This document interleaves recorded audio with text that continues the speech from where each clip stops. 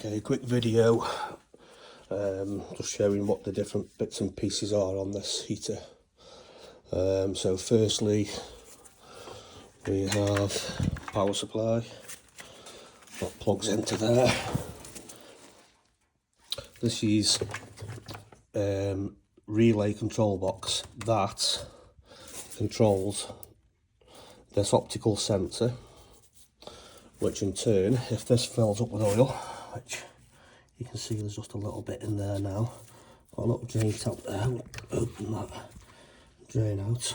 So if I just quickly turn it on, okay, red light's on, that means it's detected oil and this overflow, so that shuts off the oil supply from your oil tank, which feeds into the drip feed, into the copper, round and into the burn chamber. So I'll show you quickly, I'll just drain that oil out.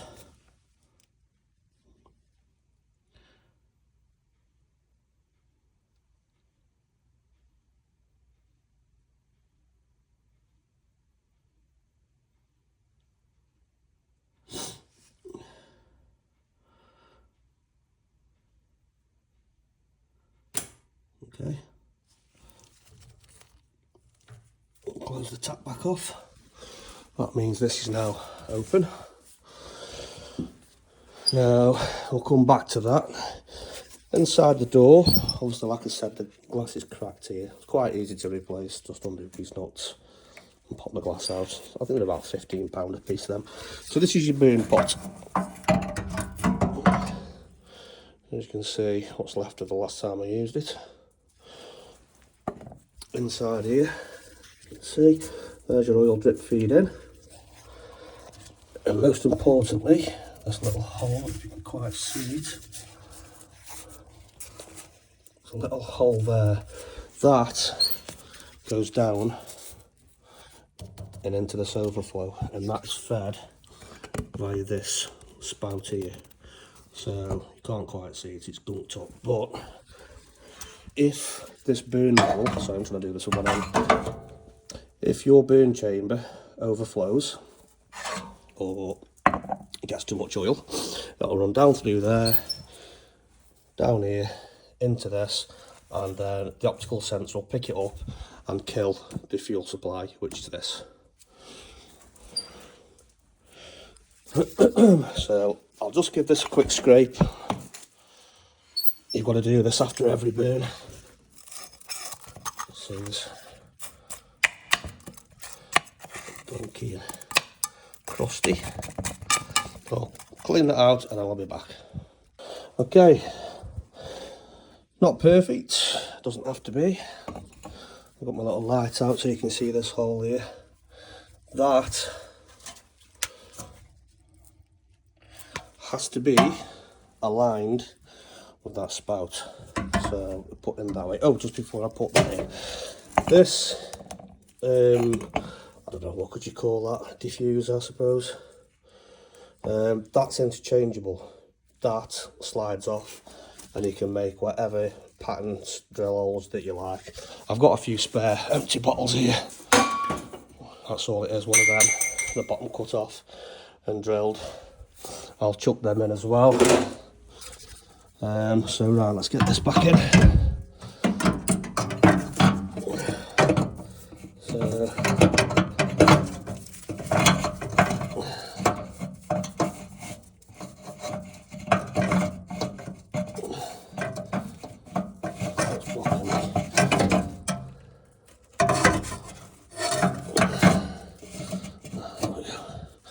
okay, so as you can see now, just there, I'll just zoom in. Focus. That is now over that hole, so if this does overflow, it won't pour inside the burn chamber, it'll go down through that hole, and like I've said, fill that up and that'll be closing the oil supply off. So to start the fire, what I normally do is get a little bottle with some waste oil in, and I mix it 70-30 with usually whatever I can find, gun wash, thinners, petrol, whatever you can find. All it is to help it to light easier. So I'll just pause it again. I'll put some probably some thinners in that, and then I'll show you from there. Okay, right. So what I'm going to do now is I've mixed my oil with some thinners, and I'm going to literally just pour it into the bowl. I'll just move my light so you can see that a little bit better maybe. Okay. I normally fill just up to the bottom of that hole there. Bloody camera.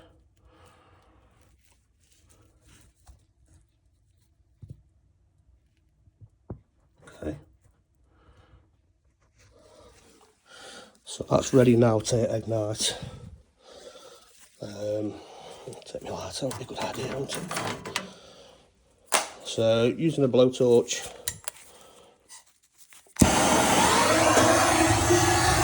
I'll leave that lit. What I normally do as well is warm the bowl up a little bit.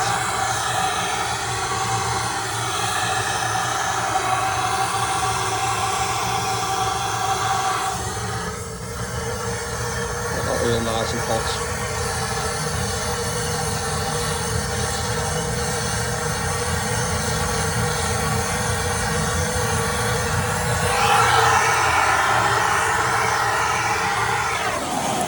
Okay, getting it very nicely.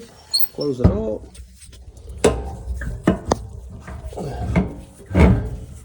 And then bring the fan in. The fan's on an adjustable.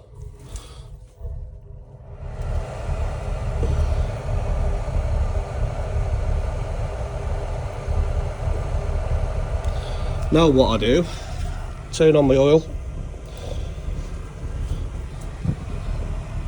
And this is your drip feed.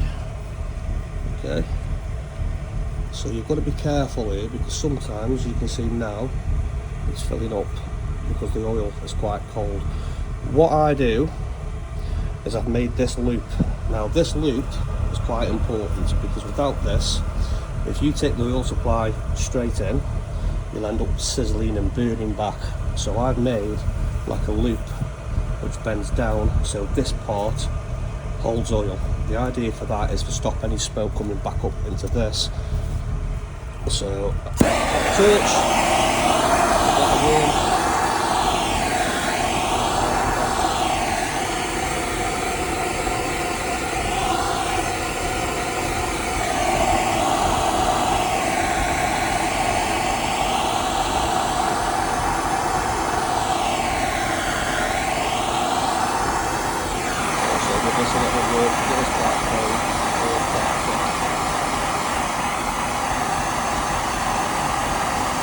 try not to heat this bit here.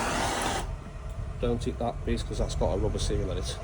Okay, so now a fine trickle. Okay,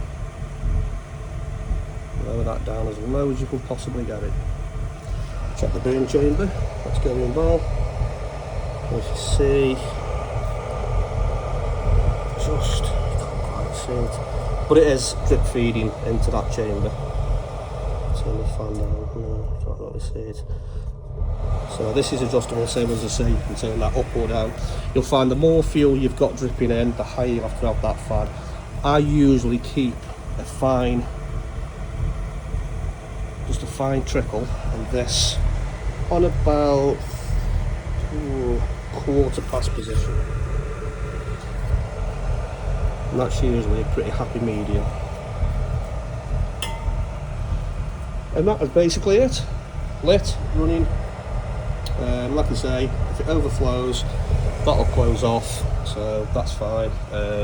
That's a relay box. Obviously the oil tank needs to be higher than this to gravity feed, and I can't stress how important this loop is. Just so you hold a little bit of fluid in there to stop any sort of, like I say, smoke coming back up or sizzling or whatever else. But I can already feel the heat. Put my thermometer radiating off it already. Can't touch it. A bit of spit. Hot, hot.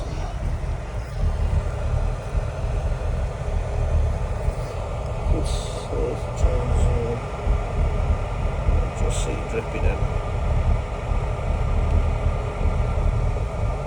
Will take a bit of getting used to at first, because like I say, you're balancing this and you're balancing this, your air and your fuel, you're balancing your air and your fuel. The only reason I'm selling because I'm putting that thing up there, which is hopefully going to be central heating, diesel fired. But we'll see. I'm probably going to regret selling this.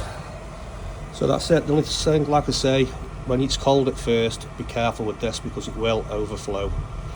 Heat that up. Once that's heated, the radiant heat off this will keep that warm, so you don't have to redo it. So I can hear now that the flame's down slightly, so I'm going to back the air off. And then that'll be it. That sounds better. Okay, and that is all. Oh, no it's not. There's also a removable sump at the bottom, should you ever want to remove this section. There's two thumb bolts here, one there, and then you can drop this off, just in case you want to clean the bottom and just check there's nothing in there. There's also this metal guard that goes over there, the fan, because that is mains, that's 230 volt, so I'll put that over there because I've got my kids and my dogs there in and out of the workshop all the time. I didn't want to be fiddling with it, so that just needs welding back on at the top there. You'll figure that for sure. And now that is pretty much it. Hope you got on with it. Thanks.